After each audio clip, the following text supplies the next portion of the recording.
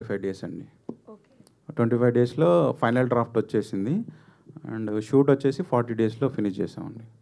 Sir director గారు. Hi sir. Hi sir. Actually ఒక rural డ్రామాని తెరకెక్కించడం ఇప్పుడున్న సిచ్యువేషన్లో కష్టమైపోయింది. సేమ్ టైం సోషల్ మీడియా పంచులు ఇవన్నీ కామెడీలు వచ్చాక సార్. ఒక ఆర్గానిక్ కామెడీ అనేది మ్మ్. తక్కువైపోయింది. మ్మ్. దాన్ని తెరకెక్కించడం చాలా పెద్ద టాస్క్ ఇప్పుడు. అవును సార్. దాంతో మీరు కొత్త వాళ్ళతో చేశారు. అవును సార్. ఎలాంటి ఛాలెంజెస్ ఫేస్ చేశారు కొత్త వాళ్ళతో అలాంటి ఆర్గానిక్ కామెడీ అంటే?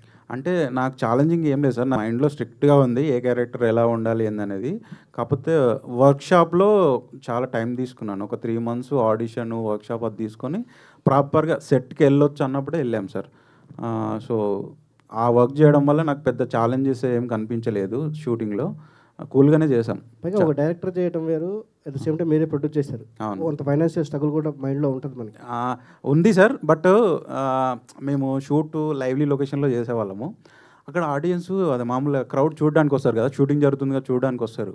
సో వీళ్ళు మేము సీన్ షూట్ చేస్తుంటే వీళ్ళు కెమెరా వెనకాల నా మానిటర్ వెనకాల ఉండి నవ్వుతూ ఉండేవాళ్ళు అనమాట, ఎంజాయ్ చేస్తూ ఉండేవాళ్ళు. సో అప్పుడు ఇక నేను ఇదంతా మర్చిపోయేవాడిని. సో వర్కౌట్ అవుతుందిగా, ఇక్కడ తీస్తున్నాం ఇక్కడ చూస్తున్నారు వర్కౌట్ అవుతుంది. అది కొంచెం నాకు ఆ రిలాక్సేషన్ దొరికింది సార్ అక్కడే. ఈ బద్మాష్లు ఏమైనా సోషల్ మెసేజ్ ఇవ్వబోతున్నారు ఏమన్నా? Definitely sir. మంచి మెసేజ్ ఉంటుంది, కొత్త మెసేజ్ కూడా ఉంటుంది. మరి మెసేజ్ అని మొత్తం ముందు నుంచి అదేముండదు. ప్రాపర్గా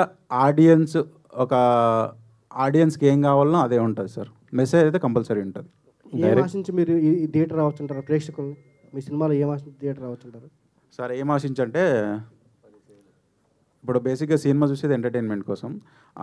ఫర్ ఎగ్జాంపుల్ నా లైఫ్లో జరిగింది ఏంటంటే, నేను ఇంతకుముందు ప్రాజెక్ట్ మేనేజర్గా చేసేవాడిని సైట్లో, కన్స్ట్రక్షన్ సైట్లో. అక్కడ ఒక సబ్ కాంట్రాక్టర్ ఉండేవాడు అనమాట. సో ఆయన పొద్దున్న నుంచి కాల్స్ వస్తున్నాయి. ఆయన ఎప్పుడు కూడా ₹1 ఆ టిఫిన్ చేపించి చాయ్ తాపించే బాపత్ కాదు. ఇంకా సినిమాలు అసలే చూడాడు ఆయన. ఆ రోజు సడన్గా శంకర్ సినిమాకి వెళ్దాం అని అంటున్నాడు. నాకు అర్థం కాలే. మళ్ళీ టికెట్ కూడా నాకు కూడా ఆయనే పెడతా అంటున్నాడు.